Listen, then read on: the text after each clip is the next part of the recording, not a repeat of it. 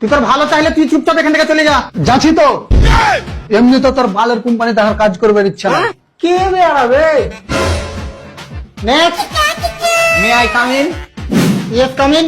চাকরি লেগেছিস? আইসা ছিল তো চাকরির লেগে, যদি 60 টাকার মধ্যে একটা চুম্মা গালাও দিও। তুই বাইরে এখান থেকে। আরে স্যার রাগ করিয়েন না, রাগ করিয়েন না না তুই বাইরে, তুই বাইরে। তোর কোনো কথাই চলবে না, তুই বাইরে যা, হাট এখান থেকে হাট। আরে স্যার জি ভুলে গেছে। ভুল মারাছিস?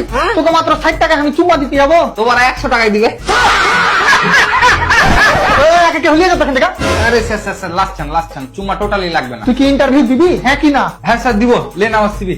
রাখ রাখ, ওইসব লাগবে না। তুই প্রথমে এটা বল, তুই চাকরি কেন করবি? টাকার লেগে? না না না না, আমাদের কোম্পানিতে টাকার জন্য চাকরি দেয় না।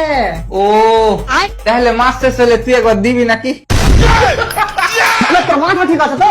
মানে আমি এটা বুঝাতে চাচ্ছি যে আমার কোম্পানির সাথে তোকে আগে নিয়ে যাবো। আমি কিন্তু প্রথমেই বলছি আমি বেশি আগে যেতে পারবো না, কেন? কারণ